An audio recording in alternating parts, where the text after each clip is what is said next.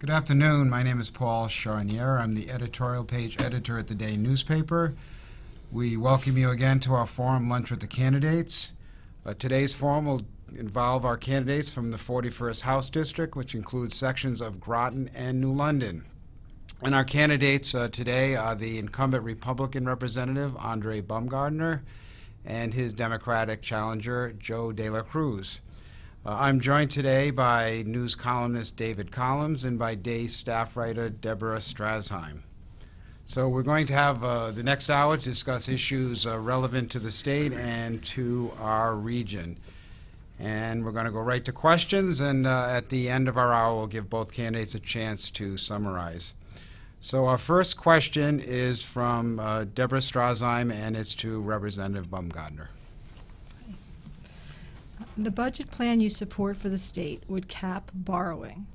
How do you reconcile your support for this plan with the $100 million the state would have to borrow to help pay for Groton's proposed $184 million school construction project? Well, first and foremost, thank you for setting this debate up, and thank you, Joe, for joining in what will be absolutely a great conversation. So on the issue of the school plan, I would say I've been a steadfast supporter of the cap you had mentioned on future borrowing. The state of Connecticut right now is not in any position to incur any more debt. Right now, Connecticut's in the position actually to shed a lot of projects that are currently authorized on the bond commission. And as a result of that, Connecticut moving forward really needs to take a look at future projects that are in motion, and certainly projects that are on the books already, to maybe do away with the ones that there really isn't a need for anymore. So on the issue again of the school, I worked steadfast in understanding the numbers that would affect the school project. I do have concerns, however, that with this current plan that is moving forward to the taxpayers, without that state reimbursement, that taxpayers simply will not be able to afford it at the when it comes to the property tax level, because a lot of folks don't realize that over time, not only are you paying the cost of actually constructing those buildings, but you're going to be paying the debt service on those on that plan as well. So I certainly think that in the future, for when we take a look at the Groton schools, that we do it by a piecemeal approach. But as far as doing it sort of in a comprehensive way, in which could be in excess of potentially even $200 million when you kind of look at finally building out, and certainly there's a time frame that needs to be followed. So as of now, I'm not supportive of it, but I certainly will continue having an open mind about future building projects structured in a way that is far more affordable for the taxpayers. Mr. De La Cruz, the topic of the Groton School project, and in the context of the high level of state borrowing we've already seen, your comments? I think it's one of those situations where we may have, I don't want to say we waited too long. It seems like the reimbursement rate goes down and down and down. And as I go to doors and meet people and remind them that Groton New London's charter does not include education. Funny enough, because we do pay for about 50 or 60% of it. As far as the buildings are concerned, I think, that isn't something that the state can cut. We're going to need those new buildings in Groton. I think they've done a great job in New London. I think that, the reimbursement rate has been very good in New London, and I want to be able to bring that to Groton. It seems like we have dropped into that racial imbalance. Again, do I agree or disagree with even that? I'm not sure, but the fact is we're shipping kids all across our town, and when you go to sell a house in Groton, if the selling point is where do your kids go to school, and you say, well, this year they go here, next year we don't know, and that's happening a lot in Groton. It's happened in my neighborhood. It's not happened in my friends' neighborhoods, where they bought houses close to a certain school because they wanted their kids to be able to walk home. And we don't have that consistency in Groton now. I think it's they say that kids can vote with their feet now. They're doing it about 500 times a day out of Groton into New London. So we're kind of at an impasse in Groton with the 3 schools we're talking about rebuilding are in the 65-year plus age. So again, and I want to remind everybody, it's not an issue of not doing anything and saving $184 million. Those schools are 65 years old, and we're going to have to, and the state's going to have to. I know, I get it, that there are huge financial problems, but this is something that it's our education, and we're going to have to find a way to fund it, and that's what I plan on doing when I get up there.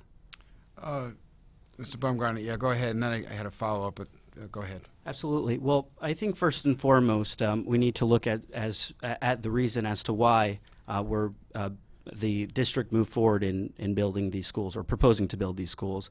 They've cited racial imbalance as a critical issue as or an impetus to be able to rebuild these schools. And so if that's the issue, I really think at the state level, we need to have a comprehensive discussion about that statute, especially as it relates to Groton's situation. I think there's been much inaction on that issue, and I started having that conversation as a member of the Black and Puerto Rican Caucus, which certainly a lot of those folks are well aware of that statute, especially as it relates to how our more urban school districts operate. And certainly, I think Groton has a different characteristic than perhaps Bridgeport, Hartford, and New Haven. And so maybe the statute doesn't necessarily apply to Groton in a way that it's intended to do as a result of having the submarine base, which is where the sailors are quite transient and their families are transient. So at any given point during the year, you may have an influx of families coming in from the sub-base, and as a result, your numbers may be skewed, and all of a sudden your school will be racially imbalanced. So I really think we need to have a comprehensive discussion about that issue, and I'm committed to continuing that conversation and see action on that issue so that perhaps in the future Groton doesn't run into these sort of perpetual problems of being in balance and then not in balance. Mr. De La Cruz, yeah, do you have any concerns about the diversity statute and how it's now? No, I don't. I think the way it's played out, I think you have it's kind of a blanket for the whole state, and you can't pick and choose where it works and where it doesn't. So to me, and again, we are a different area, but I would say that the racial imbalance could be solved with our new program that we pushed through. I was on that building. It's called the School Initiatives Task Force for 18 months, and again, they put it as an option of, and I saw the Day editorial said that maybe it was too expensive. It's not zero or $184 million. It's, our share of it would be about $94 million. And what it's going to do is create one junior high school and then 2 large elementaries, which in essence will take away any of this racial imbalance. It couldn't happen again. Certainly couldn't happen at the junior high with 1 junior high instead of 2. And that's not a problem just yet at the junior high, but it's something that could happen being as where the 2 junior highs are located on separate sides of town, different economics. So it's forward thinking, I think. Also, we used to have 14 schools in Groton. It was on the RTM in 02 to 08, and we had 14 schools. We're down to 10. This new plan would bring us down to 8, which means you're heating 8 buildings. And I think that's contrition kind of is where the state is looking to invest. And certainly if we keep 2 junior highs open in 5 years when we need to really do something with them because they are older, I don't know what kind of appetite the state's going to have for renovating 2 junior highs in a town the size of Groton with our population. So we have to think of all those things as Groton voters. I think it's the most important question on our ballot. Of course, hopefully, who you're going to vote for is a big question. But also, this is going to set Groton's tone for the next 65 years. And someone built those schools for us to go to 65 years ago, and now it's time for us to move forward and make it available for our kids. Before we move to the next question, clearly Mr. De La Cruz is in favor of the project. Have you decided, Representative Bumgardner, whether you're in favor or opposed to the project as it now is on the ballot? Well, as it currently stands, I do not support the initiative. But I would suggest in the future that when we are crafting these plans that, as the Day had mentioned in a recent editorial, that we look to really make the plan no more expensive than the Phase 2 proposal quite a few years back. I think really that the town, based on going door to door and talking to a lot of families, especially seniors, I'm not sure Groton has an appetite for any more tax increases, which you'll certainly get with the plan as it stands. So I as of now I do not support the plan, but I certainly think in the future there needs to the town collectively needs to work to craft a plan that is not nearly as expensive as what we have now, and certainly addresses maintaining the schools so that kids can learn in them and be healthy kids in them as well. All right. Can I just very briefly, just because we want to move on? I'm sorry, but being on that school committee, I can unequivocally tell you that if we go back to the drawing board, without a shadow of a doubt, that number is going to be higher, and a lot of it has to do with construction costs and different areas of different reasons why it would be higher. But mostly, I want to remind people in Groton that when this thing finally does hit the ballot, when it does come to the voter, it is not just vetted by a town council. I mean, this was a charter that was set by the previous council that I was even on in 2012 to come up with a plan, and that it required 3 years of meetings, maybe into 18 months of them. And you hit roadblocks. You think you want to build all new schools, and they say you can't, or you find out reasons why you need to do certain things. And after 3 years, that was the plan that we came up with. And I can guarantee you, if it does fail, it would be another 3 years before a plan came out of it. And to assume even for 1 minute that it's going to be cheaper, I mean, if we're looking for cheaper 3 years later, we're going to be in trouble, because that's the plan that's there. And if we start investing, if we don't pass this, we will be putting new roofs on old schools. And even myself, it's going to be hard for me to try to vote for a new school after we invest $5 or $10 million into an old school. All right. So, well, I think pretty clear where everyone stands on that one. Yeah. Want to get some other topics too. The next question is for Mr. De La Cruz, and it's from David Collins. Mr. De La Cruz, as you just suggested, there's going to be some tough decisions in the General Assembly, the next session, budget decisions. Would you support cutting state spending and payrolls, or raising taxes, or would you support making the government more lean? And if so, how would you do that? Exactly what would you cut? Oh, I think I'm walking into what I call, and I've described it, and talking to people outdoors, you kind of develop how you feel, because you're getting all these questions asked all the time. What are you going to do? We're walking into a 40-year problem. I state it that way because I think we've been eroding our Connecticut jobs. A lot of stuff has been eroding for 40 years, and for anyone to go up there and say there's this one thing that I'm going to pull the switch on. I've tried that at the RTM when I got elected in Groton, and I tried it at the council. You're looking for that hidden gem under the rock, and really, it's a result of our unfunded pensions that we've done. Again, called kicking the can since 1984. You could have a T-shirt made up kicking the can since whatever date that you got involved or that you remember. We were talking about budget deficits when I was in elementary school in the 70s. And they have grown. And how do you stop it? You stop it by taking little bites out of certain, the way we perform business. And one thing that brought us to me to run is our addiction issue, and starting to find out that we have 15,527 people in prison at a rate of about 100,000 a year. And I say that 100,000, that's a number I use. I know the state has about 55,000 out there, but they're not counting a lot of variables that happen when someone's in prison. That's a way I would start doing it, not paying 100,000 to have people in jail. And again, it's okay. How do you do the big thing? It's education, the way we deliver it. I think sometimes we could find better ways of doing that. A lot of the mandates that we have on the test, I hear over and over with teachers, wasted time that's actually put on top of teachers of testing the test. I met a music teacher yesterday who's so glad she retired 6 years ago, because now these kids it's basically a pass-fail for music in kindergarten. Just foolish things that we do that I think create more problems and more cost. We have to start looking at that. And again, I think the unions have negotiated contracts down a lot. Me as a union person myself, I'm not a state union employee, but really, I look at their folks that actually are getting in the unions today.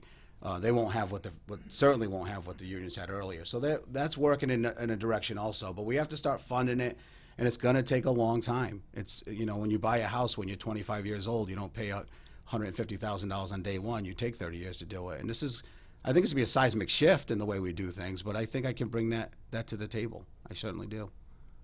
And Mr. Bumgardner, if you could talk about your approach so far, you've been there 2 years, and what would be your priorities in addressing the fiscal problems the state continues to face? Well, the fact of the matter is either Joe or myself will have to deal with, along with 150 other representatives, will have to deal with at least a $2.7 billion budget deficit.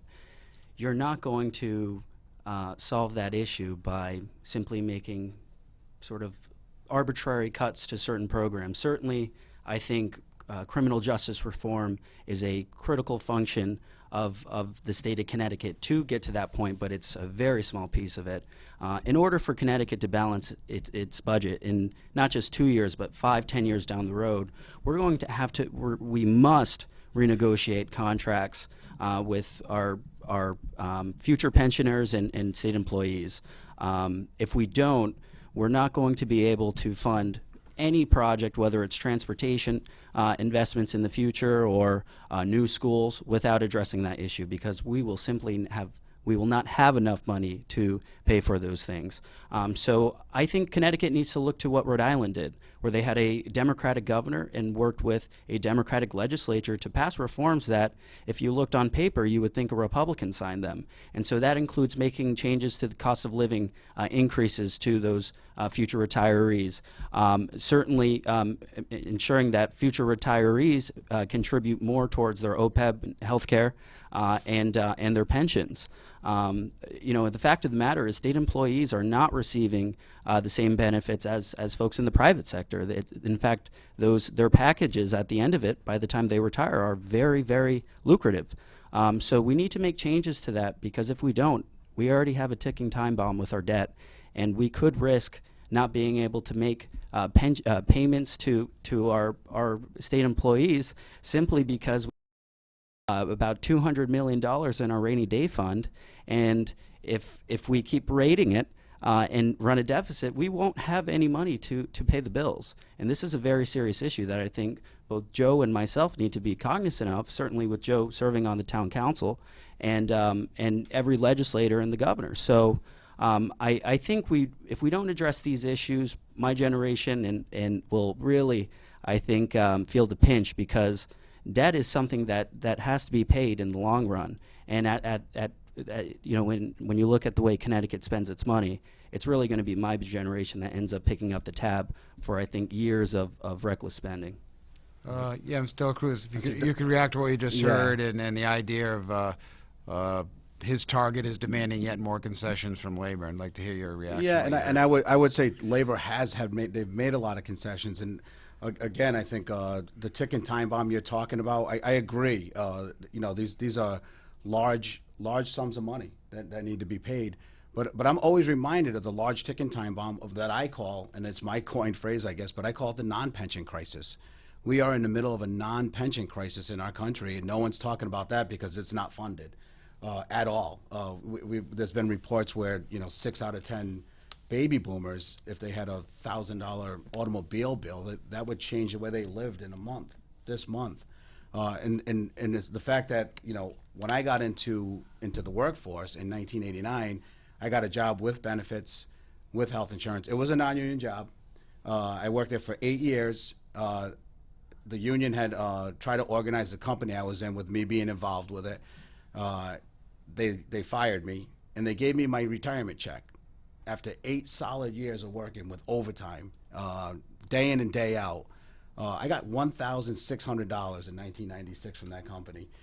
That's a crisis. The crisis to me is the fact that everyone that gets a job today, okay, and it sounds good that we can get rid of pensions, because they say, well, pensions don't work. Look what EB did. And I think EB is solid, and they provide really good 401ks for their people. But there's a reality, and I think it's a reality that unions have seen a long time ago, and maybe they want to call it big government or whatever you want to call it. But the fact is, if I'm working, me and you side by side, and we're in a non-union situation and there is no pension, well, you decide to be very fiscally responsible and work your 40 years and do all your matches and spend your money wisely and end up with about $1 million in your pension or your 401k, your personal. But Joe Delacruz decides to buy a boat, to pay for his daughter's wedding, to pay for their college, to do all these different things. And I'm not saying that it's a fund that you can't use, but in the end, when it's time to take care of you and I, you're going to take care of yourself. But if I'm somewhere that is in maybe an elderly housing assisted because I have no money, and nothing left, that concerns me, and that there's more of me at that point than there are of people that have contributed. I think it's kind of like it's the nutshell game, who's paying what, and that's kind of how I look at it. And maybe people agree or disagree, but I think there's a huge crisis in America with the non-pension. And again, I think state employees are looked as the and I'm not a state employee. Their pension, it is better than mine. There's no doubt about it. But I think a lot of us are looking at them as the Donald Trump that we know, the person that we know that's got all the money. And really, what is it? It maybe be a $60,000 a year pension. That sounds incredibly lucrative to some folks. But if on the backside of it, they have zero pension and no future, that's to me is a tough bullet, because someone's going to pay for them at some point. Yeah, let's give Representative Bumgardner a chance to respond to that. It sounds like Ms. Dela Cruz says the problem isn't so much that the government retirement pension and benefits are too good. It's that there's been such an erosion in the private sector that it's going to become a crisis. If you kind of address sort of the other side of the coin that he's raising on that issue. Well, I completely disagree. In fact, I'm curious to see what my opponent has to say about actually answering the question, which is, how do you plan on solving Connecticut's budget crisis and deficits? And if you don't address the pension issue, if you don't address spending at the macro level, looking at every agency and creating efficiencies within those agencies, you're going to have to look to tax increases. And quite frankly, my opponent already has a track record of doing that at the town council level, voting for tax increases year after year in years when really taxpayers couldn't take it much longer, and certainly supporting budgets that rated the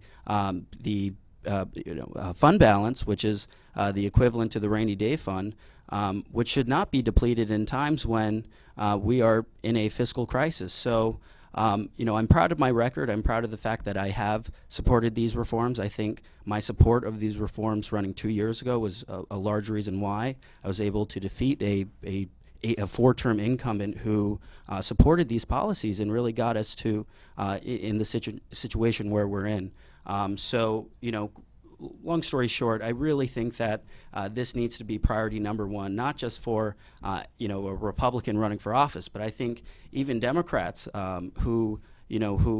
if you support the union, for example, you want to make sure that you actually can make those pension payments to those retirees. And right now, we risk not doing that simply because we don't have the courage right now to tackle these reforms. I'll give you a last chance on this exchange, Mr. Dela Cruz. He raised a couple issues you might want to respond to. Yeah, as far as my budget experience goes and my 9 budgets that I voted on, I was a member of 45 members of the RTM when I voted on all those budgets, and I was one of 9 on the council when I voted on those budgets. And I am proud of those budgets, and I voted to support many of those budgets. I did. But the funny thing is, at the municipal level, you are responsible. We're the bottom line. When we cut things, I think it's easy to say cut all the time, and really I think that said a lot on the Hill. Like, just for example, they had cut Mystic Coast and County funding, and that's something that we looked at as a program that took probably 20 years to build. People don't know about Mystic Connecticut just because it was a lot of work by a lot of great people, and they did make a cut. But I think that's going to end up being a revenue loss for the state. Just like we did make a cut this last year, and again, I voted against the budget last year. It was a 6.7% decrease, but it included closing our library on Sundays. So those are the types of things that again, I think, call me fiscal irresponsible or responsible, but I think what's fiscally responsible is we have a group of folks that were using the library. The count was 250. And the librarian explained to us you could only count because if a family of 4 walked in together, it'd be 1 beep. And our members of our council said, well, times are tough, and it's not always going to be able to work out for everybody. But I think of the person that uses the library on Sunday. I think of the person that may be filling out a job application, maybe taking a computer class online, or maybe they're just reading a book with their children. But it's positive interaction with the community. And when you cut out things like that, I look right to our addiction issue of everything I've learned about is people find other things to do, and usually it ends up being not the right things. So the cut is easy to say, and it may sound correct when you're talking to people at doors, but the reality is we have to temper that with what are we going to do once we cut, as far as closing libraries or doing all those different things. So there is, there is a situation that we're in. We owe a ton of money, and it is scary. But I don't look at the mountain that I'm climbing. I look at the rock right in front of me that I need to grab hold of and start pulling myself up. And we will get there. Well, it's a good opportunity for my next question, which is to the representative. The challenges you face as elected officials, if you're fortunate enough to win, is exemplified by here we have this fiscal crisis, and layered atop of that we have this opioid crisis that in the past couple of years we've all recognized just how severe and prevalent it is. So within the context of the fiscal challenges we face, what do you see as the state's role in this next coming legislative session to try to better address this problem we're facing with opioid addiction and overdoses? I've mentioned this before, but I couldn't fathom beginning to talk about this conversation without acknowledging the work my opponent has done on this issue since day one. And I think as a result of his work on this issue, I think Groton and New London, and certainly the entire region, are more equipped to combat the issue, are more knowledgeable of the issue, and have certainly, I think, have been able to identify a little closer with the issue, given the fact that with Community Speaks and Shine a Light on Heroin and those groups that have really talked about these issues at length, that they've been able to put a face and a story behind these struggles.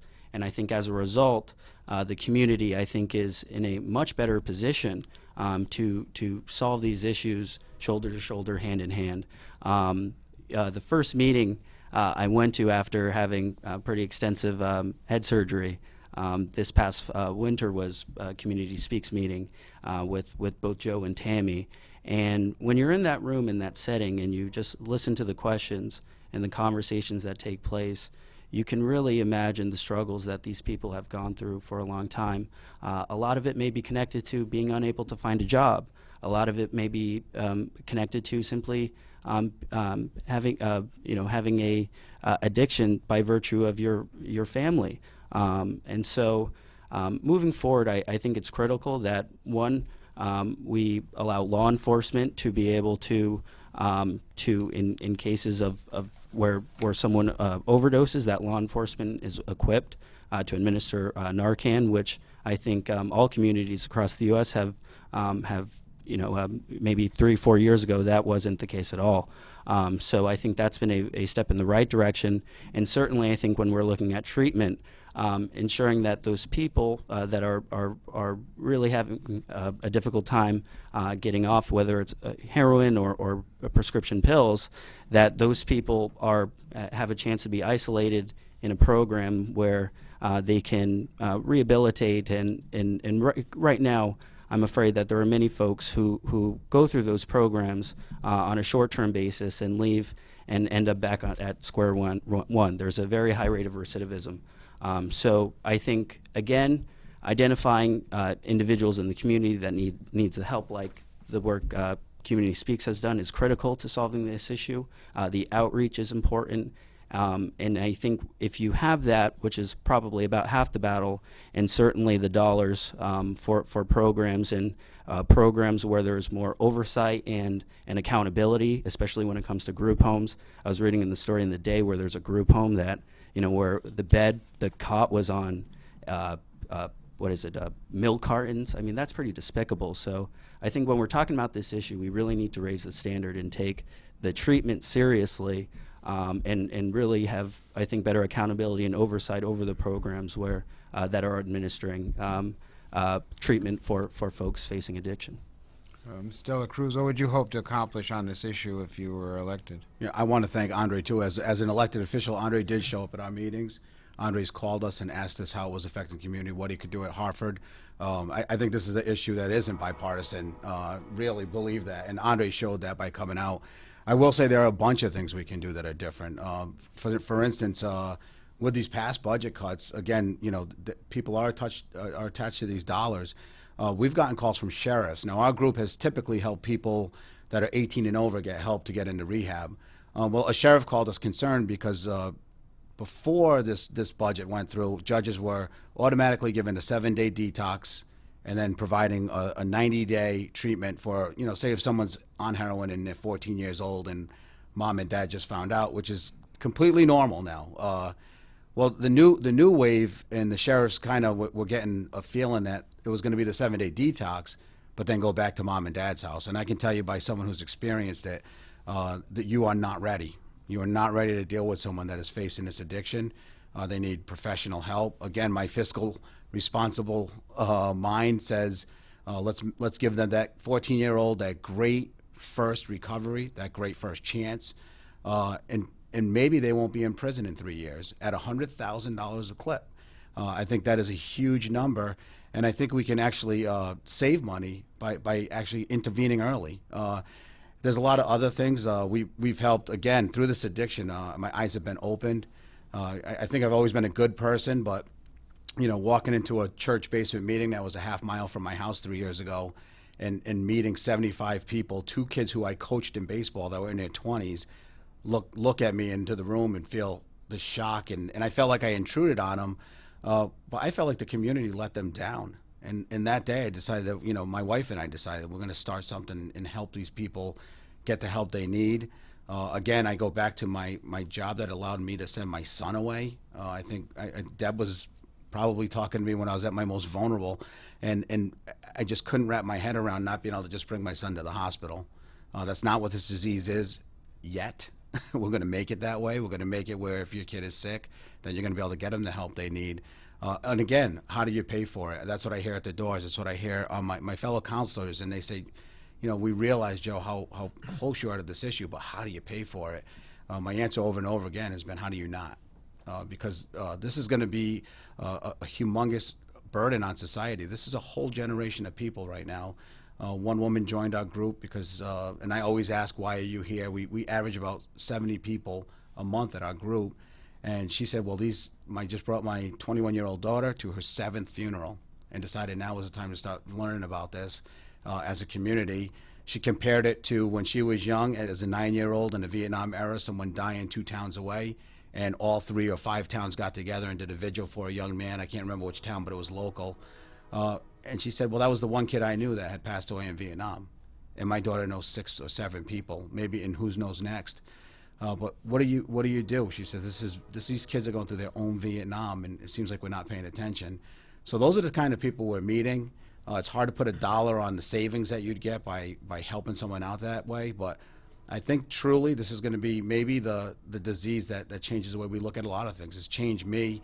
It's made me want to run for this seat, actually, for numerous other reasons, but I'm not sure I would have actually asked my boss if I could be part-time during legislative session if it wasn't for this issue. And it's an issue I believe in, but on the flip side, I do believe it's an issue that we can get ourselves out of. Legislatively, how would I change it? At roundtable after roundtable, they've asked what would I do. Well, my answer is let's change the name of the drug. It's called Percocet and heroin, Percocet and OxyContin currently, but we know 4 out of 5 people that are on heroin started with that. And I've asked every politician I've met. I've tried to do it on the town council in a small arena, and hopefully on the state they'll listen. But I want to change any opiate drug that has opiate in it, any painkiller, would be rated heroin 1, 2, 3, 4, 5, 6, or 7. And that would stem the tide, because I'm sure when mom and dad brought 15-year-old son and daughter to the dentist for a prescription for their wisdom teeth, and they said, we're going to give you 2 weeks of heroin level 2 pills, that would open up a conversation, and it should be the conversation, because that's what those drugs are. And I think that would, again, save a lot of money, because we'd be keeping people out of this addiction. And if you want a last word, just as someone who has campaigned as a fiscal conservative, some of the points raised by your opponent that this is something you have to invest in, I'd just like to give you a last word on that, Mr. Bumgardner. I would like to add that the Republican plan, the budget that we put forward this past year did include those dollars for treatment, and whereas the Democratic budget did not include that. But I do think that when we're talking about this issue, you know, in times past we focused on the incarceration incarceration piece of dealing with addiction and folks who are suffering with addiction, and I think the time has really changed in that the emphasis is now on rehabilitation and treating it as a health crisis as opposed to a criminal crisis. And so I think once you get to that place, I think then you can really move the ball forward with making a dent in this issue, because this is, quite frankly, a global issue and a national epidemic. So we are a very small piece of it, but I do think, again, being educated and supporting the right reforms that I think Connecticut can make a big difference in getting people back on their feet. I just want to quickly on the global issue part of it. Actually, it's not a global issue. It's an American issue. We're 5% of the world's population on the planet. We take 85% of the prescription drugs that are out there. It has to do a lot to do with lobbyists. You guys had and I'm going to compliment the day. You guys have done a tremendous job of keeping the story in the front page. About 3 weeks ago, you had that huge article that really explained how lobbyists for pharmaceutical companies have controlled not just the discussion, but the way that the Congress receives information on how they vote to make these drugs. Not only through the middle of this crisis last summer, they went from being allowed to prescribe a 15-year-old person Percocet and OxyContin through lobbyists and discussion with our Congress people, we're able to lower that to 11 years old, which is a tremendous feat considering how this has ripped our country apart. So this is our country situation, which is usually odd. Usually we can say global, but this is one of those situations where I think it's our own selves shooting our own selves in the foot. And hopefully we can work on that. And, and just to clarify, when I meant global, I mean the supply. So fentanyl, obviously, coming from China, and then certainly heroin having its traces, whether it's from South America or even Afghanistan. But absolutely, I mean, it's not a statistic I think our country should be proud of. All right. As important as that is, we want to get a few more things. Next question is from Deborah Strasheim, and it's to Mr. Dela Cruz. Hi. This speaks to the local economy and the state's economy. The state has been criticized as anti-business. What tax policy or other changes would you support to help improve the business climate? Again, I think they look at us as anti-business many times, and it's the Florida and Houston effect. We've had that in our paper. Again, we just gave Sikorsky a $200 million payout to keep the jobs here. 100% for it. I realize what that would have done to our economy if we didn't have those jobs here today. But again, this is a national issue, and we're running for locally here for our state economy. But if you look in the article, it said that we had to come up with this money because they could just as easily go to Houston or Florida to make the very same helicopter for less money. And again, that will go back to Sikorsky having a journeyman machinist at $35 an hour. Well, if that job makes its way down to Florida, the very same job, working on the very same helicopter, is a $13 an hour job without a retirement. And again, it is putting a hole in the plug of a dam is what I see happening. Because our jobs, when I said the erosion of our jobs, that's something that's been happening for the last 30 or 40 years. And they are going to Texas and they are going to Florida.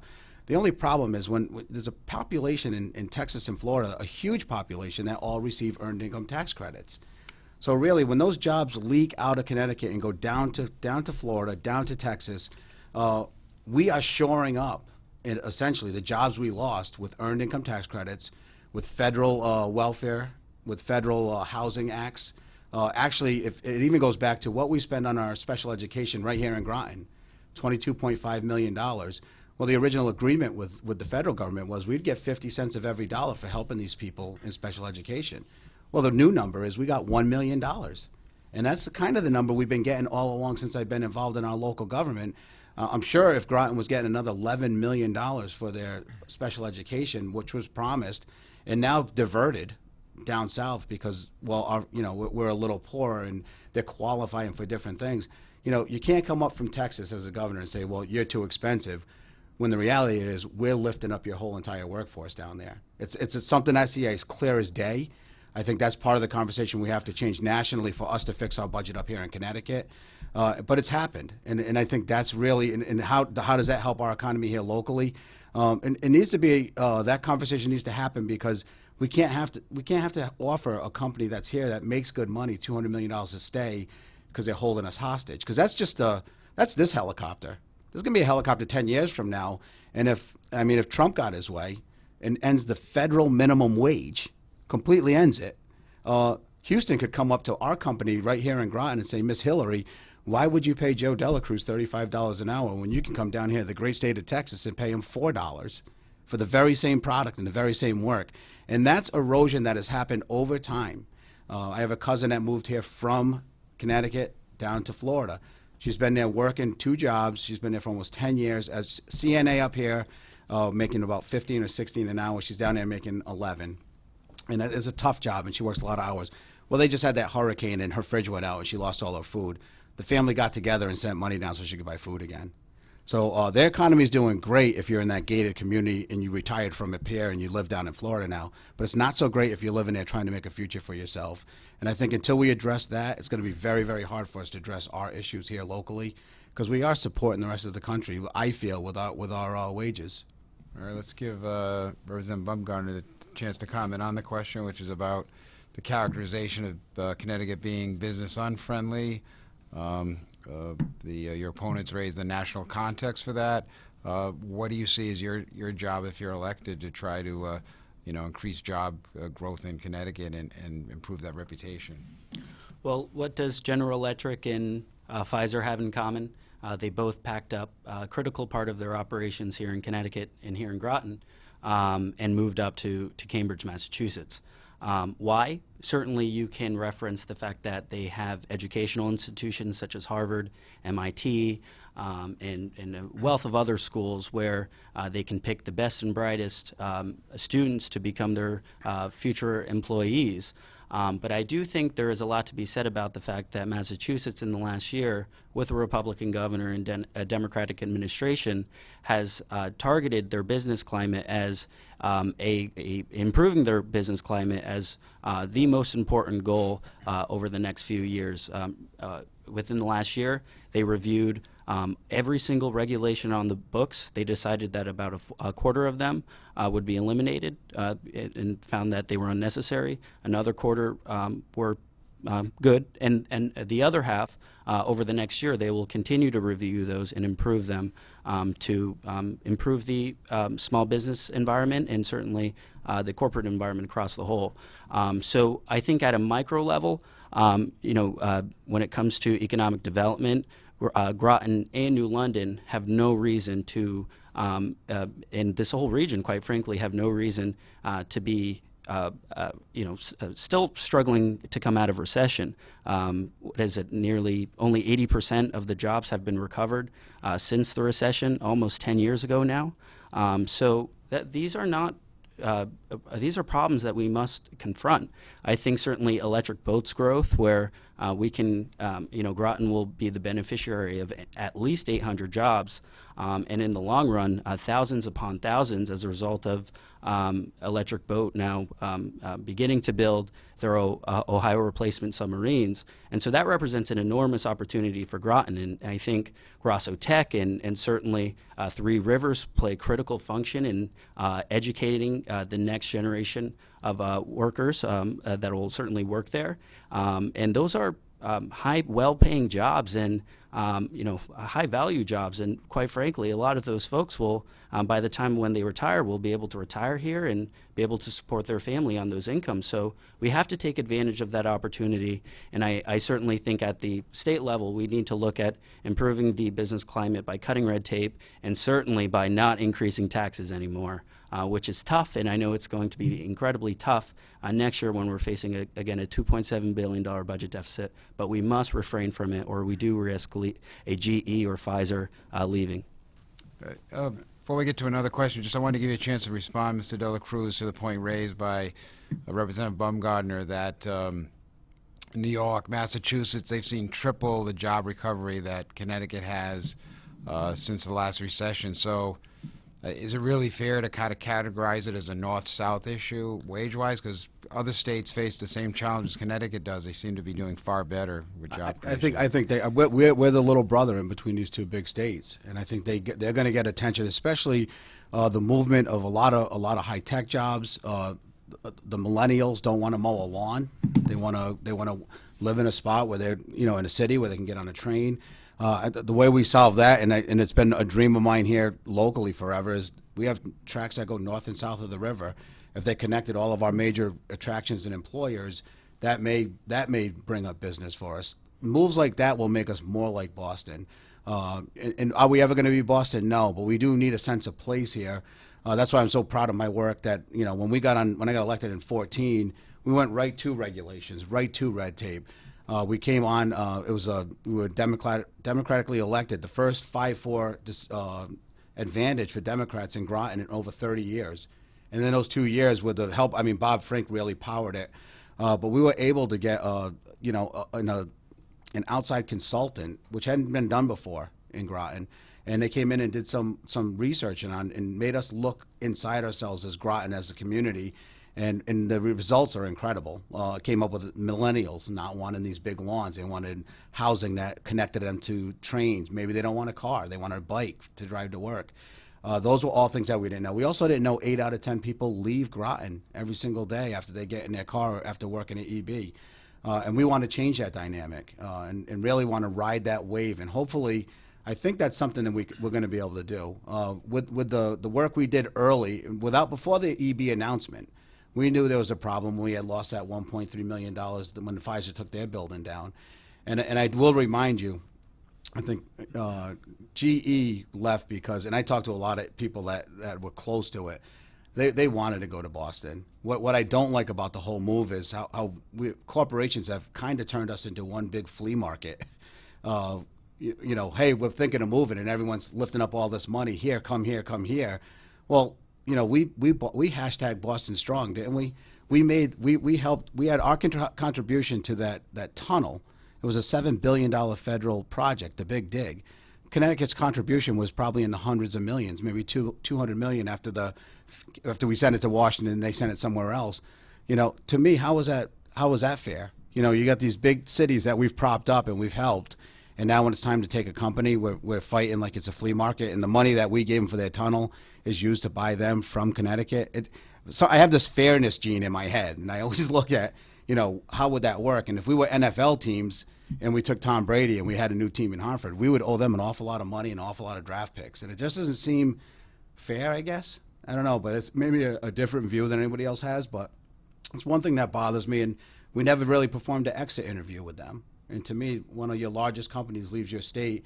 I think the legislature should have took it up and had them come in and do a complete interview, a forensic interview of why they left, so we don't. Right now, it sounds like we're throwing stuff up in the air. It was taxes, taxes, taxes. And the more and more people I talked to, it was more about connected community. And again, like you mentioned, being close to colleges. So those you can't win back possibly. But again, you should find out why they left and make a case for why we could have kept them next time.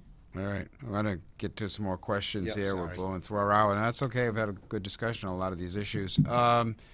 The next question is from David Collins, and it's to Representative Bumgardner. It's been a volatile year in presidential politics. Could you tell us if you support the candidate at the head of your party's ticket? Certainly. So this question has been a question that I've thought long and hard since the rise of Donald Trump. It's been almost a year, a little over a year since he has announced for President of the United States, and I don't think I've seen an election like this in my entire lifetime, nor do I think I will ever see an election like this again in my entire lifetime. I do have grave concerns about my candidate, and that was part of the reason why I refrained from really speaking about it early on in the process, because I really didn't know what was going to happen. Obviously, throughout the duration of this campaign, Donald Trump has said many incendiary things that are uncalled for and shouldn't be included in the political process. And I'm proud of the fact that Joe and I, in lieu of the fact that we are opponents, that we haven't stooped down to that level, which both Trump and Hillary have engaged in now for months. And I think people are tired of that. I'm somebody who's socially progressive and fiscally conservative, and I'm not sure if Trump meets that bill.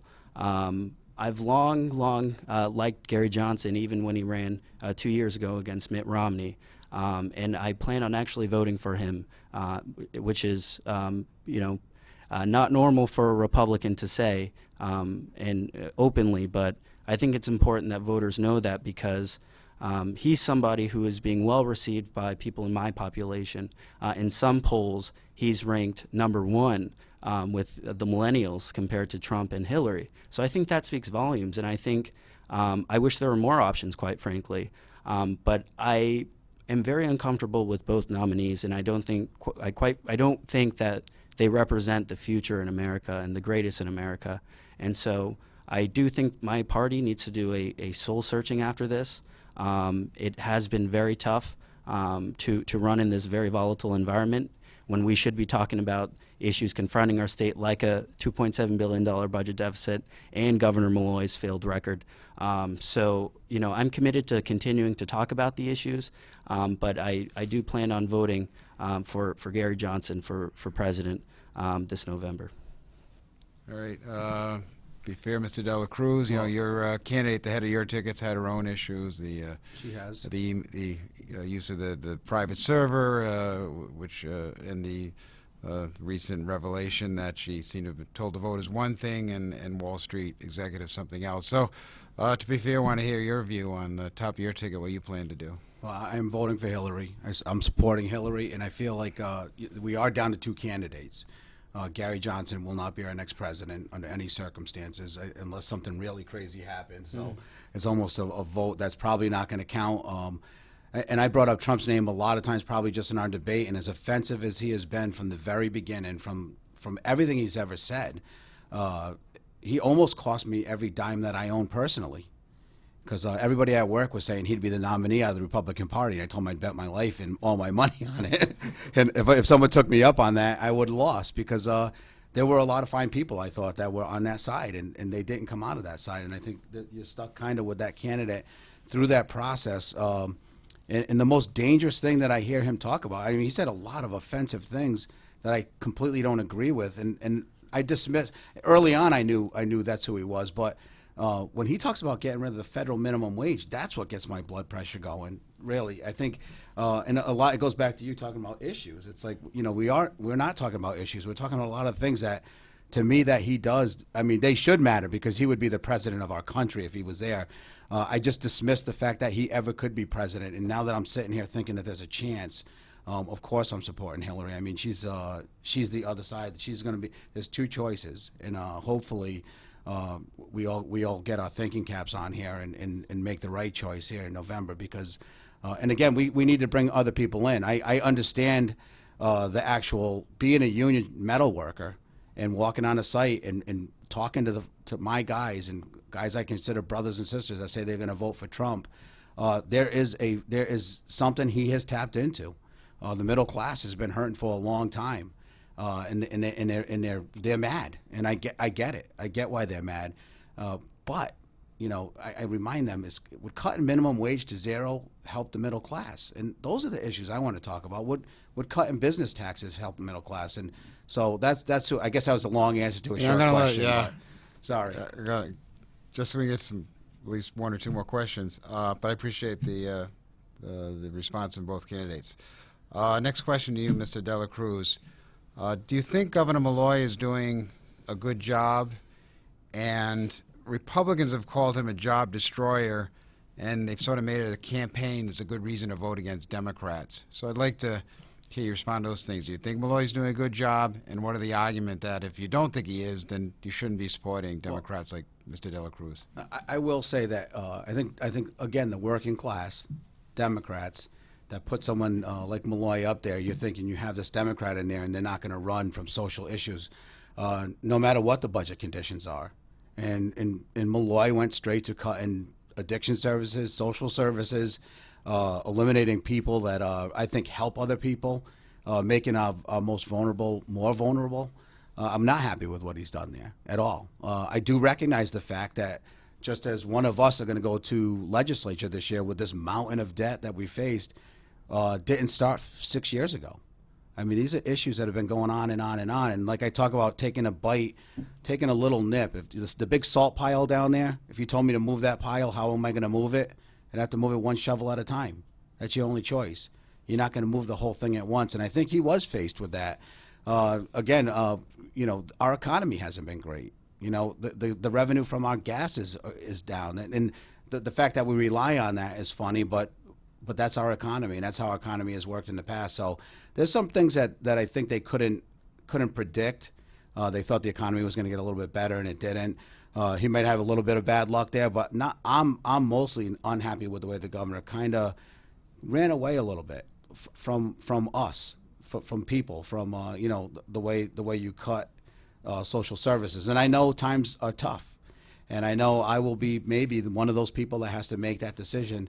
I'm hopefully I have the gut that will keep me right where I need to be, because I know, again, any cut that was made today may end up being tenfold as a result of someone going to jail next year because they got in this addiction or something happened to them that didn't help them in a certain way. So, again, I think he's done a good enough job as he could. I think it was the same as when Obama took over the country in 2007. I thought for sure me and my family would be waiting in line for bread. And if you remember, in 2007, the banks had failed. We weren't going to make cars in America anymore. Like the sky had fallen. Well, the stock market's pretty well off again now. And I'm not sure if that's a fake stock market, but we're back a little bit, and it's a little bit at a time. I want to certainly give Representative Bumgardner a chance. No problem. So, kind of your perspective on Governor Malloy, and should people's perspective on the governor and the job he's doing or has done influence an election like this? Is that a factor you think? Should it be a factor for voters to consider? Absolutely. Well, I think there's some fear that it could be a fear. It could be for some people it could be a sense of joy. But the governor, a lot of people anticipate maybe if, for example, if Hillary Clinton gets elected president, that perhaps the governor will take some form of appointment with the president. So if that's the case, certainly we'll be looking at a very different picture. But as of now, we will be dealing with Governor Malloy for the next 2 years. And while I think he's been right on the ball on tackling tackling criminal justice reform with the second chance and acknowledging the fact that we are in a fiscal crisis and that we do need to have some form of pension reform, I do think that he has been a little too late many times around. And I would hope that even if the Republicans don't win one of the chambers this year, the House or the Senate, that in the future we can elect a Republican governor that will make these necessary fiscal changes, but also recognizes that as a society, we're forward-thinking, and I think there will be candidates that emerge that fit that bill. So, personally, I do have, Governor Malloy has been a bulldog, no doubt about it, especially with a lot of his political dissidents. He, at a campaign rally in New London, the mayor of New London was on record saying that the governor has little respect for the Republican representative and senator, and I saw it myself on tape. And so I don't think politics needs to stoop down to that level, and even if he did say that, and did indeed say that, I would never say such a thing about him. So I do think we are in dire need of a new governor and a new direction, but I do acknowledge that on some issues the governor has been a strong voice. All right, with that, we, believe it or not, have to move to closing statements. And by a flip of the coin, Representative Bumgardner, you're going first, and you have a minute. So it has been an honor and a privilege to represent the 41st District the last 2 years. Groton and New London are a microcosm of not just the state, but the U.S. economy. We've struggled to get out of recession. We've struggled with continued tax increases. But I see a bright future for this district, and I certainly see a bright future for Connecticut. This election is critical in that either chamber, the House or the Senate, could change hands.